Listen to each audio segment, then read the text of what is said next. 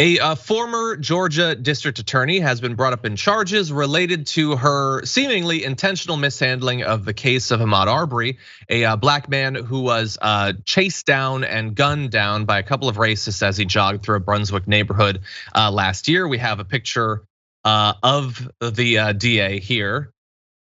Great. Glynn County District Attorney Jackie Johnson turned herself into the Glynn County Sheriff's Office Wednesday morning after a grand jury returned an indictment on counts of obstruction and violations of oath by a public officer last week.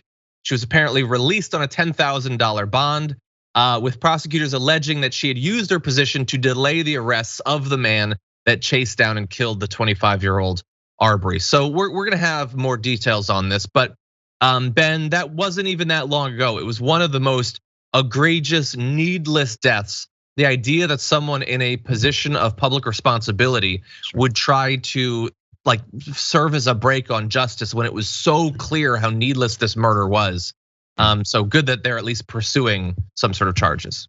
No, absolutely, and we've seen so many times. I'm reminded of several other cases. Bob McCullough, prosecuting attorney there in Ferguson, Missouri, and we see so many instances where the people who claim to be bringing us justice are actively facilitating the role of a defense attorney for their friends in the police department. And this is why we always say it cannot be the case that a system can investigate itself and expect for us to get justice, because, well, in this case, the prosecutor there in the Ahmaud Arbery case will see if justice can be had, but we have seen where she inserted herself to block justice for a black life. Yeah, and like theoretically, there are some parts of the system that are supposed to be kind of like oppositional. Like you have the police, they're obviously going to protect their own, and they've got the union and all that. But then you have the judges and you have but they all work together. They all know each other. They're all like protecting each other. It's a ridiculous system. We can't be surprised by the abuses when it operates the way it does. But I want to give you details on it in case you weren't following the initial news. So here's basically what is alleged to have happened. Johnson was the county's top prosecutor when Arbery was fatally shot last year, and one of the armed men who pursued him had worked for her as an investigator. Georgia Attorney General Chris Carr, a Republican, sought the indictment after requesting an investigation of possible misconduct by local prosecutors who failed to bring charges in the killing. The fact that she was involved in this when she so closely had been involved with one of the people, like you have to recuse yourself from that, but clearly didn't want to. And this all started because father and son Greg and Travis McMichael armed themselves with guns and gave chase in a pickup truck back on February 23rd of 2020 after they spotted Arbery running in their neighborhood just outside the port city of Brunswick. You can see pictures of them there. They told police they thought that Arbery was a burglar, and Travis McMichael shot him in self-defense. No arrests were made until more than 2 months later. They got guns, they got in a truck. They chased down a guy who was just jogging, got in his face, and then claimed he was about to kill all of them, so they had to murder him. I have personally experienced, and I'm sure others have, instances where scenarios are created by someone else, and it's incumbent upon us, especially if you're a black man or a black person in general or a brown person, to have to navigate your way around this situation that was created by white supremacy in real time. And unfortunately, our brother Ahmaud Arbery was not able to escape the scenario that was created by those three men, and that was covered up by this prosecuting attorney. Yeah. So they're going to be facing state murder charges next month. They're also expected to stand trial on federal hate crime charges in February. But it's so egregious, and I hate, like, it's so see-through. It's designed to be this way, but that. So they want to say that they're standing their ground, whether they explicitly say that or not. So to do that, you have to say that I fear that I was about to be killed. So they bring a deadly weapon up to someone, put it close to them, and then get to say, well, he could have taken it from me. That's right. That's right. No, I think if you bring a gun into a conflict where the other person isn't armed, like, all of the onus should be on you. Like, you decided to make that decision.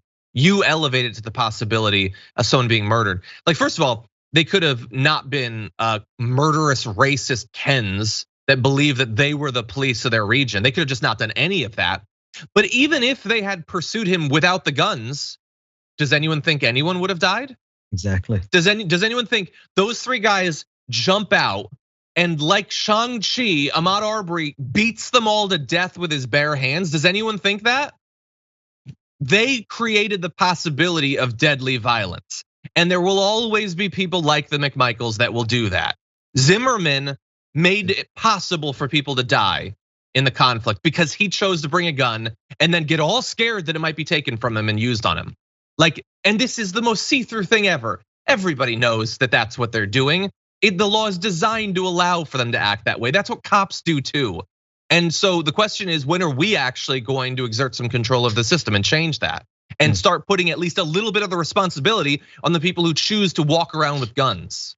Any final thoughts? Yeah, no, man. A lot of this. If the shoes were on the other foot and we actually recognize white right-wing extremism for the threat that it is in this country, then what would America say about black people being so scared of gentrifiers running in our neighborhoods that we approach them the way Ahmaud Arbery was approached?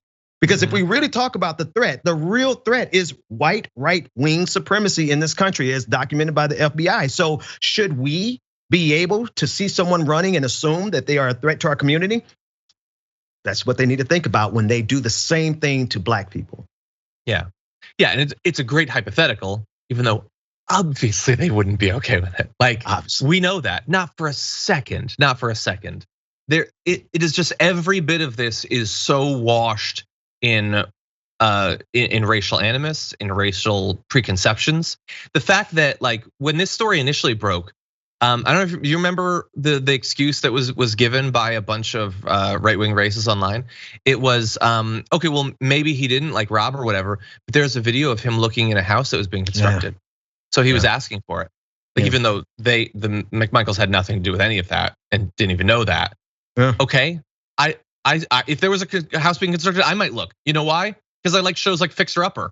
Maybe Ahmaud Arbery liked shows like Fixer Upper. He gets to look in a house that's being constructed. That is not that should not be a death sentence. That's right. It's just so ridiculous to the lengths that they'll go to excuse or to try to whitewash racist, murderous violence.